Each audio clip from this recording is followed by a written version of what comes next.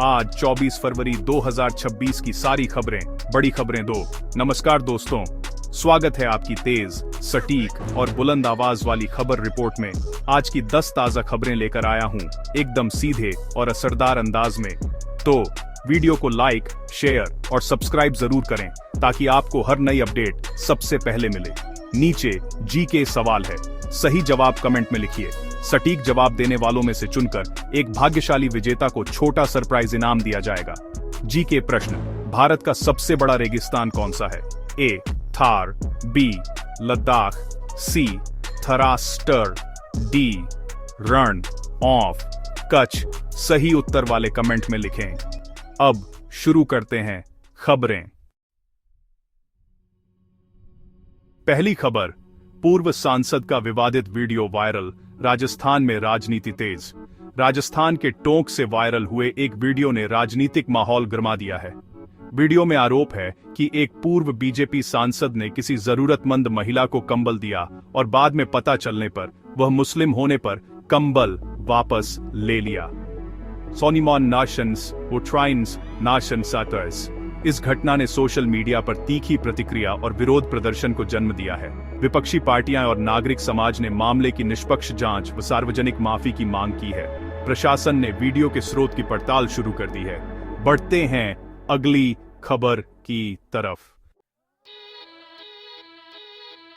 दूसरी खबर, भारतीय टीम ने इंडोनेशिया बॉल बैडमिंटन सीरीज में 3-0 से जीत। इंडोनेशिया में आयोजित बॉल बैडमिंटन टेस्ट सीरीज में भारतीय टीम ने जबरदस्त प्रदर्शन करते हुए 3-0 से जीत दर्ज की। टीम के मेंस एंड वेमेंस दोनों सिंगल्स और डबल्स में शानदार संयोजन दिखाई दिया। राजस्थान के खिलाड़ियों ने भी अहम योगदान देकर स्थानीय टेक्निक और स्टेमिना का अच्छा नमूना पेश किया। यह जीत युवा खिलाड़ियों के आत्मविश्वास और भविष्य के टूर्नामेंटों के लिए सकारात्मक संकेत है। कोचिंग और प्रशिक्षण पर भी तारीफें सुनने को मिली। बढ़ते हैं अगली खबर की तरफ। तीसरी खबर, बिहार में युवा क्रिकेटर को अतिरिक्त नकद इनाम मुख्यमंत्री ने सम्मानित किया। बिहार के एक युवा क्रिकेटर वैभव सूर्यवंशी को उनकी हालिया उपलब्धि पर राज्य सरकार ने अतिरिक्त नकद इनाम और सम्मान दिया। 14 वर्षीय इस खिलाड़ी ने युवा प्रतियोगिताओं में उत्कृष्ट प्रदर्शन किया और राज्य स्तर पर उम्मीदों को बढ़ाया है। मुख्यमंत्री ने सामाजिक समारोह में उन्हें स्मृति पुरस्कार और प्रोत्साहन राशि दी, जिससे स्थानीय क्रिकेट परिसरों और अकादमियों में युवा प्रतिभाओं के विकास पर और ध्यान देने की बात उठी है। परिवार और कोच ने भी उनकी कड़ी मेहनत की बात कही। बढ़ते हैं अगली खबर की तरफ। उत्तर प्रदेश सरकार की हालिया विदेश यात्रा सफल साबित हुई, जिसमें कुल 6,650 करोड़ रुपए के निवेश समझौते किए गए। ये समझौते मुख्यतः डेटा सेंटर, लॉजिस्टिक्स पार्क और टाउनशिप परियोजनाओं से जुड़े हैं और राज्य में रोजगार सृजन व अवसंरचना विकास को गति देने की क्षमता रखते हैं। निवेशकों ने जमीन उपलब्धता, नीति परिरक्षण और लॉजिस्टिक्स लाभों की तारीफ की। प्रशासन ने तेज लाइसेंसिंग और सुविधाजनक भूमि उपायों का आश्वासन दिया है ताकि परियोजनाएं समय पर पूरी हो सकें। बढ़ते हैं अगली खबर की तरफ। जयपुर में पैदल यात्रियों की सुरक्षा के प्रति जागरूकता बढ़ाने के लिए पुलिस और कई सामाजिक संगठनों के सहयोग से वॉकाथन आयोजित किया गया।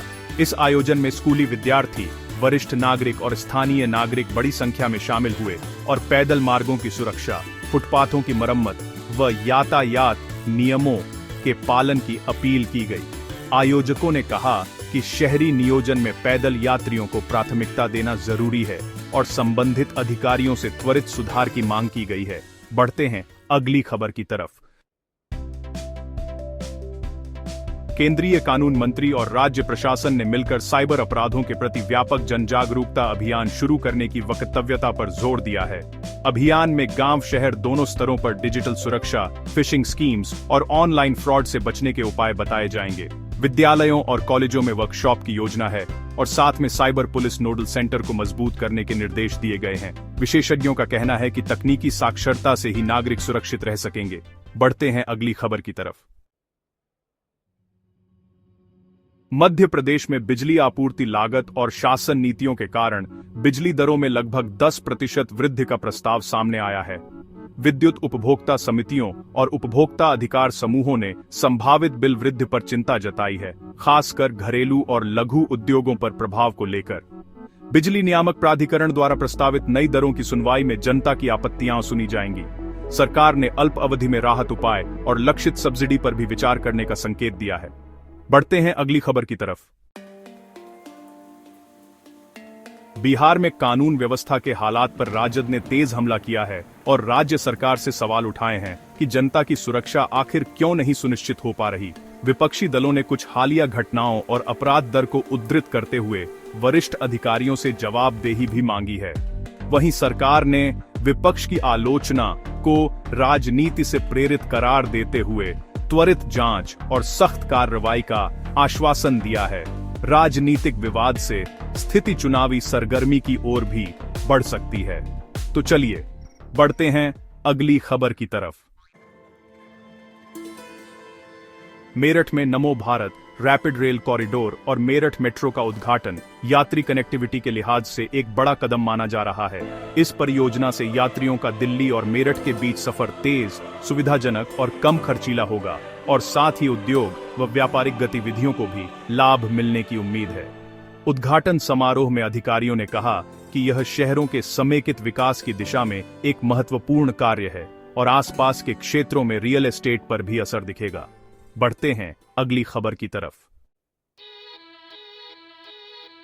केंद्र सरकार ने नया राष्ट्रीय आतंकरोधी नीति प्रहार जारी किया है, जो आतंकवाद के खिलाफ व्यापक रणनीति, तकनीकी समर्थन, साझा खुफिया तंत्र और साइबर सुरक्षा पर बल देती है।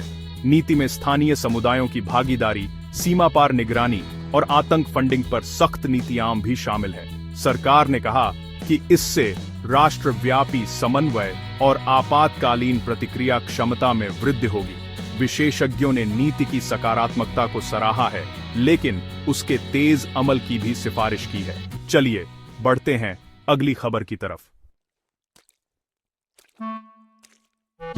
कैसी लगी आपको ये सारी खबरें? मुझे कमेंट्स में जरूर बताइए।